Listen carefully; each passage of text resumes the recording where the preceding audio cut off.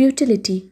പ്രശസ്ത ഇംഗ്ലീഷ് എഴുത്തുകാരനും പട്ടാളക്കാരനുമായ Wilfred oven എഴുതിയ കവിതയാണ് ഫ്യൂട്ടിലിറ്റി. ഒന്നാം ലോക മഹായുദ്ധ സമയത്തെ മുൻനിര എഴുത്തുകാരിലൊരാളാണ് വിൽഫ്രഡ് ഓവൻ. നമുക്കിനി കവിതയിലേക്ക് പോകാം. Move him into the sun, gently its touch awoke him once. At home, whispering of fields half sown, always it woke him, even in France. Until this morning and this snow, if anything might rouse him now, the kind old sun will know. Think how it wakes the seeds, woke once the clays of a cold star. Our limbs, so dear achieved our sights, full nerved, still warm, too hard to stir. Was it for this day the clay grew tall, or what made fatuous sunbeams toil to break earth's sleep at all? യുദ്ധഭൂമിയിൽ ഒരു സൈനികൻ മരിച്ചു കിടക്കുകയാണ്. മരിച്ച സൈനികനെ സൂര്യൻ്റെ അടുത്തേക്ക് നീക്കിവെക്കാൻ പറയുന്നു. സൂര്യരശ്മിയുടെ സ്പർശനമേറ്റാണ് ദിനവും സൈനികൻ ഉണർന്നിരുന്നത്. വിത്ത് വിതയ്ക്കേണ്ട പാടങ്ങളെക്കുറിച്ച് സൈനികനെ ഓർമ്മിപ്പിക്കുന്നതും ഈ സൂര്യരശ്മികളാണ്. മഞ്ഞുവീഴ്ചയുള്ള ഫ്രാൻസിലെ യുദ്ധക്കളങ്ങളിലും സൈനികനെ ഉണർത്തിയിരുന്നത് സൂര്യനാണ്. മരിച്ചു കിടക്കുന്ന സൈനികനെ എന്തെങ്കിലും ഉപയോഗിച്ച് ഉണർത്താൻ കഴിയുമെങ്കിൽ ദയയുള്ള സൂര്യന് മാത്രമേ അതിനെക്കുറിച്ച് അറിയുകയുള്ളൂ. സൂര്യൻ ഉറങ്ങിക്കിടക്കുന്ന വിത്തുകളെ വിളിച്ചുണർത്തി അവയെ വളരാൻ എങ്ങനെയാണ് അനുവദിക്കുന്നതെന്ന് കവി ചിന്തിക്കുന്നു. ഒരിക്കൽ തരിശായി തണുത്തുറഞ്ഞു കിടന്ന ഒരു ഗ്രഹമായിരുന്നു ഭൂമി.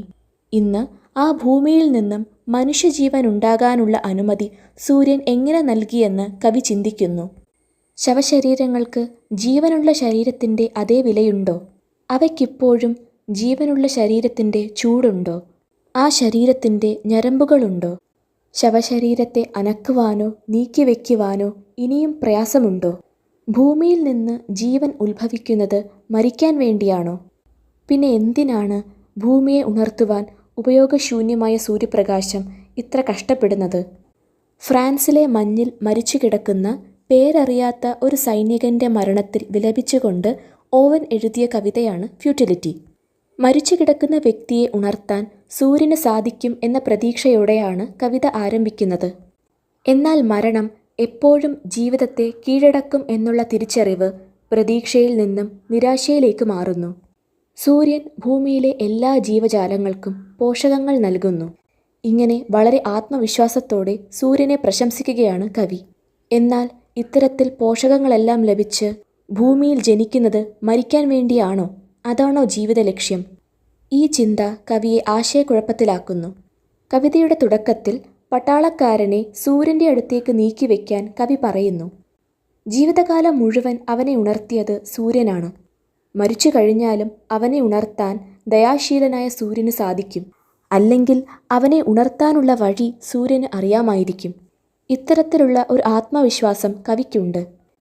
വിത്തുകളെ ഉണർത്തി അവയെ വളരാൻ സഹായിക്കാനും തരിശായി കിടന്ന ഭൂമിക്ക് ചൂട് നൽകി ജീവജാലങ്ങളെ സൃഷ്ടിക്കാൻ സഹായിക്കാനും സൂര്യന് കഴിയും. എന്നാൽ മരിച്ചു കിടക്കുന്ന സൈനികനെ ഉയർത്തെഴുന്നേൽപ്പിക്കാൻ അതിന് സാധിക്കില്ല. മനോഹരമായ അമൂല്യമായ ജീവിതം മരണത്തിലൂടെ നഷ്ടമാകുന്നു.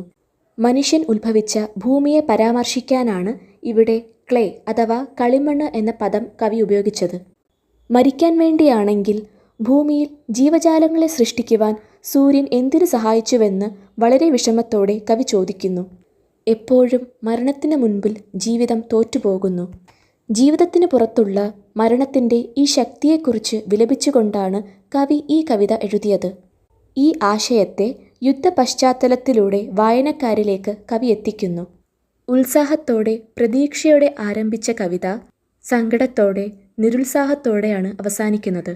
ഒന്നാം ലോക മഹായുദ്ധ സമയത്ത് വിൽഫ്രഡ് ഓവൻ ഒരു പട്ടാളക്കാരനായിരുന്നു. ആ സമയത്ത് മരണത്താൽ ചുറ്റപ്പെട്ട രീതിയിലായിരിക്കാം അദ്ദേഹത്തിൻ്റെ ജീവിതം. യുദ്ധസമയത്ത് സൂര്യപ്രകാശമുള്ള ദിവസങ്ങൾ അനവധിയുണ്ടായിരിക്കാം. എന്നാൽ മരണം അദ്ദേഹത്തിൻ്റെ മനസ്സിനെ കീഴ്പ്പെടുത്തിയിരിക്കാം. സൂര്യപ്രകാശമുള്ള ദിവസങ്ങൾ വളരെ ഉപയോഗശൂന്യമായി അദ്ദേഹത്തിന് തോന്നിയിരിക്കാം. ഫ്യൂട്ടിലിറ്റി. ഉപയോഗശൂന്യത, വ്യർത്ഥത എന്നിവ അർത്ഥമാകുന്ന പദമാണ് ഫ്യൂട്ടിലിറ്റി.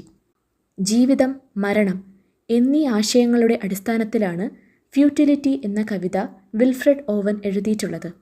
ഈ വീഡിയോ എല്ലാവർക്കും സഹായപ്രദമായി എന്ന് ഞാൻ വിശ്വസിക്കുന്നു. Thank you.